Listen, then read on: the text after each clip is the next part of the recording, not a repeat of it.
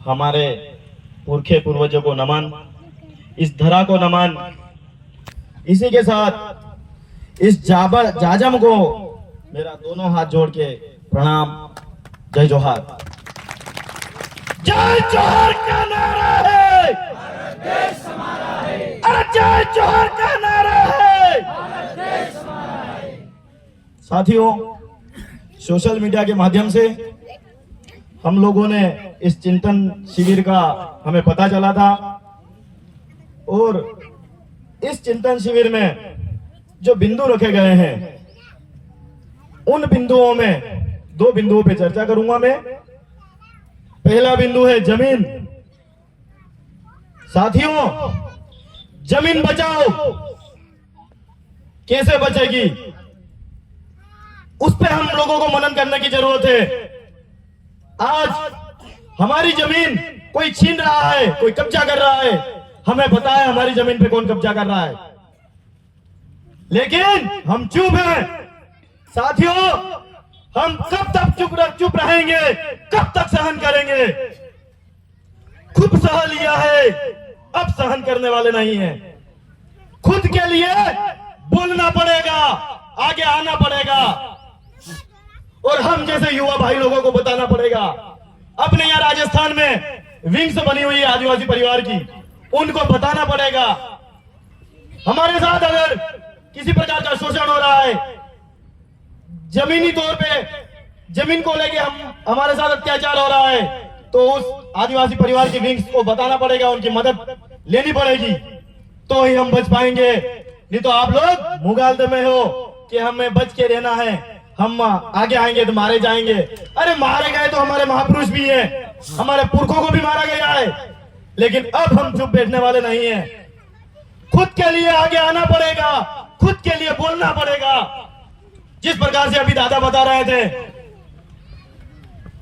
सीखना, वो एक गीत गा रहे थे अपना, तो सीखना चाहिए, बोलना भी सीखना पड़ेगा, लड़ना भी सीखना पड़ेगा।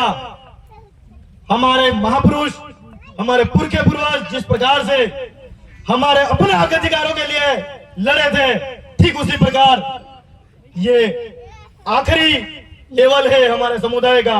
हमें जागना पड़ेगा, तो ही हमारी जमीन बच पाएगी। बाकी तो आने वाला पड़ाव अगर अब भी नहीं जागे तो खतरनाक आ रहा है हमारे समुदाय के लिए। दूसरा बिंदु है स्वरोजगार के लिए। अभी दादा बता रहे थे 12वीं पास 5000 होंगे इस जिले से। सभी के सभी अनुसूचित क्षेत्र में कलेक्टर से, चपरासी से लेकर कलेक्टर तक आदिवासी होना चाहिए, लेकिन वो नहीं हो रहा है। और सभी के सभी 5000 भाई लोग नौकरी लग जाएं, ये भी संभव नहीं है। लेकिन उन पढ़े लिखे बेरोजगार भाई लोगों को भी ध्यान देने की जरूरत है। हमें भी एक दादा और बीच में बता रहे थे, बन्या बुद्धि पे चलने की जरूरत है, तो स्वरोजगार स्थापित करना पड़ेगा। हम लोग सबसे ज्यादा आर्थिक तौर से कमजोर हैं। अरे हमारा पेशा, हमारी जो हमारे पुरखे पूर्वज कुछ दे के गए थे, हमारा मेन आधार हमारी जमीन थी, वो छीन रहे हैं, और वो खेती भी कर रहे हैं, और हम लोग उनके पाल पपोल में उनके पीछे चल रहे हैं, उनके झंडे ठोक रहे हैं। तो हमें हमारे दादा लोगों से, मेरे पिताजी जिंदे हैं तो मेरा भी दायित्व और फर्ज बनता है कि मेरे पिताजी के साथ खेती कार्य में उनकी मदद करूं। मदद के साथ मुझे सीख मिलेगी, वो हमारा मूल आधार है। ठीक उसके बाद आर्थिक तौर से मजबूत होने के लिए हमको छोटे मोटे स्वरोजगार स्थापित करने पड़ेंगे, तो ही हम लोग संभल पाएंगे। नहीं तो यहां से अगर वहां बढ़ा किसी समुदाय को लेके हमारे अपने भाई लोगों के लिए कुछ गलत हुआ है, तो वहां कैसे जाएंगे? हमारे पास जेब में पैसे होंगे तो हम लोग वहां तक जा पाएंगे। आज हम लोग सेलाना विधानसभा की आखिरी कोना राउटी तहसील से यहाँ आपके बीच पधारे हैं। ठीक उसी प्रकार हमारे भाई लोगों को समय समय पे अन्याय अत्याचार होता था, निमज गए हम लोग, और भी मतलब जहां जहां हमारे भाई लोगों के साथ अत्याचार हुआ है, हमारा आदिवासी परिवार समाज की पीड़ा को लेके, समाज की मदद के तौर पे वहां गया है। तो हमें आर्थिक तौर से भी मजबूत होने की जरूरत है। और मेरे आखिरी शब्द है, इस जाजम में अगर आप कुछ लेके जाना है तो वो विचारधारा लेके जाना है। अलग अलग संगठन का जिक्र दादा कर रहे थे। तो साथियों, अगर यहाँ आए हो तो केवल और केवल अपने साथ दो भाई लोगों को और अपने साथ लेके चलने का की कसम खानी पड़ेगी, और वो भी विचारधारा के पद पे।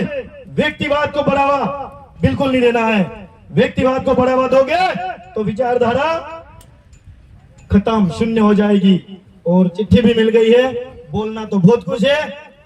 आप सबको एक बार फिर से जय जोहर का नारा है, जय जोहर का नारा है। इसी के साथ सभी को बहुत बहुत धन्यवाद। मेरा क्रांतिकारी जोहर आप सभी को।